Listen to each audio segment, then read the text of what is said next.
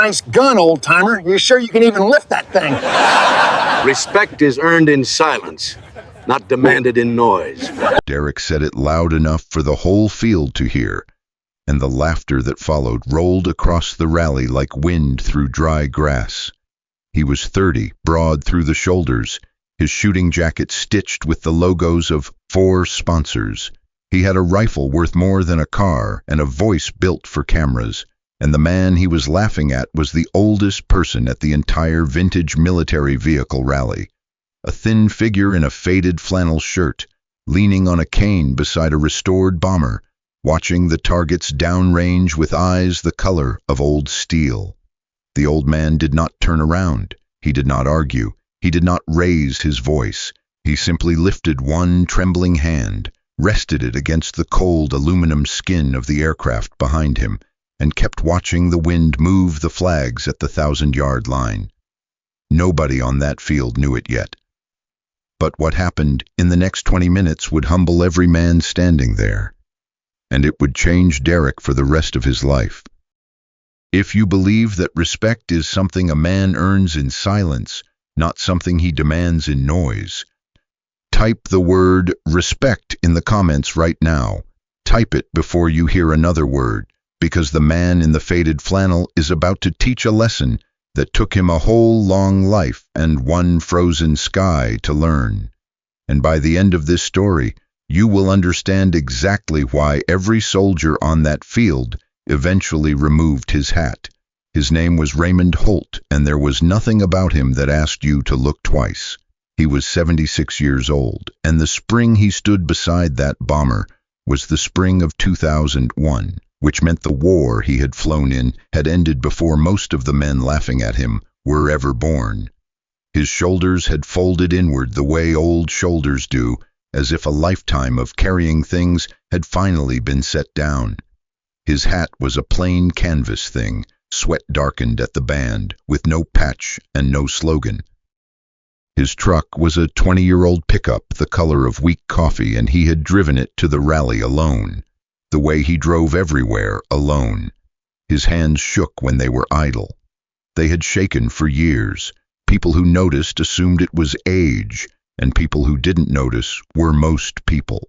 He came to the rally every spring for one reason, and it stood 40 feet behind him, a B-17 flying fortress, lovingly restored, its 4 engines silent, its tail turret glassed and gleaming. Raymond did not come to be seen. He came to stand near the tail of that airplane and remember the boys who had ridden there with him and never come home. Boys who would be 76 now, too, if the sky over Europe had been kinder. He came to put his hand on the metal and feel for a few hours that he had not outlived everything. There was a smell he chased there, cold aluminum, machine oil, the faint bite of spent powder drifting up from the firing line. It was the smell of a freezing turret at 25,000 feet, and it was the smell of being 19 and certain he would die before 20. He had not died. That, he sometimes thought, had been the hardest part. The loneliness had a name, and her name was Ruth. She had been gone a long time, long enough that the grief no longer arrived like a blow, only like weather. A car on a wet road, a winter night decades back, a phone call that turned the rest of his life into an afterword. They had married 3 weeks after he came home from the war, in a church that smelled of candle wax and rain, and she had been the only person on earth he ever told about the turret, about the cold, about the gunner to his left, a freckled kid from Ohio named Petey, who had sung hymns over the intercom to keep them all from shaking apart. Ruth had held his hand through 50 years of those nights. When she died, Raymond stopped telling anyone anything at all. So he stood quietly by the tail of the fortress, an invisible man in a flannel shirt, while a young champion in a sponsored jacket decided he was a punchline. The demonstration that afternoon was meant to be Derek's. The rally organizers had set up a precision exhibition, and Derek had spent an hour drilling the static plates at 600 yards, ringing steel with the bored ease of a man who had never missed in front of a crowd. He hit them all. He took a bow. The cameras loved him.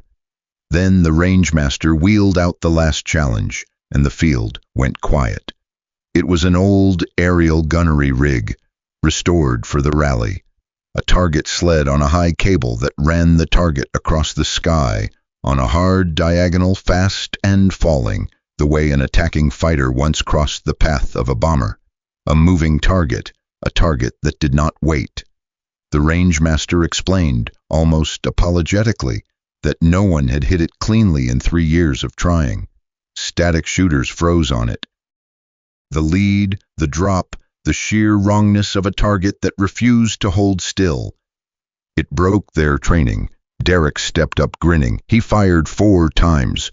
4 misses, the bullets trailing behind the sled like a dog chasing a car. He fired a 5th, swore under his breath, and the crowd's laughter, his laughter, curdled into something thinner. That was when Raymond Holt let go of the airplane and walked to the line. "Son," he said, and his voice was so quiet the microphones almost missed it. "You're shooting where it is. You have to shoot where it's going to be." Derek turned, ready to mock again, and stopped, because behind Raymond a man was running toward the line. A big man in his 60s, gray-bearded, wearing the cap of a Vietnam Veterans Association and the bars of a retired master sergeant. He reached the old man, and in front of the entire crowd, he came to attention and snapped a salute so sharp it cracked the air. "Sergeant Holt," he said, and his voice broke on the word. My God, Sergeant Holt. His name was Walter Voss, and 40 years ago, at a base half a world away, a frightened young soldier had been taught how to track a moving target by an old instructor who never raised his voice. The instructor had told him, "Breathe out, let the target come to your eye, and trust your hands more than your fear." That instructor was the man now standing on the firing line in a faded flannel shirt. Walter turned to the crowd, and what he said silenced every laugh on that field. "This man," he said, "was a tail gunner on a B-17, 25,000 feet over Germany. He sat in a glass box at the back of a bomber with 2 machine guns and a parachute, and his entire job was to hit fighters coming at 400 miles an hour while his own plane bucked in the flak. He flew 30 missions when the average crew didn't survive 15. He has a Distinguished Flying Cross and an Air Medal, with 5 oak leaf clusters in a drawer at home, and he has never once told a soul. After the war, he taught men like me how to shoot a moving target, and he is the reason I came home from mine." He looked at Derek. "You're laughing at the only man on this field who actually knows how." Raymond did not look at the medals being described. He looked at the sky rig, and his trembling hands went still the moment he raised the rifle. Still in the way a struck bell goes still when you cup it, the tremor folding into something older and deeper than age. He did not aim at the sled. He aimed at the empty air ahead of it. He breathed out the way he had taught Walter, the way he had done at 19 with his teeth chattering and Petey singing in his ear. He let the target come to his eye. 1 shot. The sled rang like a church bell, and the sound carried across the whole rally, and for a moment nobody moved at all. Then Walter began to clap, and then everyone did, and the old man simply lowered the rifle and handed it back to the rangemaster with both shaking hands as if returning something borrowed. Derek did not clap. Derek stood very still, his expensive rifle hanging from his hand, his face the color of the underside of a cloud. When the applause faded, he crossed the line to where the old man stood, and the cameras crossed with him, and in front of all of them, sponsors, crowd, the men who had laughed at his jokes, he took off his cap. "Sir," he said, his voice would not hold steady, "I called you a museum exhibit. I don't have the words. I'm so sorry." Raymond Holt looked at him for a long moment, the way a man looks at the boy he used to be. There was no triumph in his face. There never had been. "Don't be sorry, son," he said. "Be quiet for a while and then be better. I was loud once too when I was young and afraid people wouldn't see me.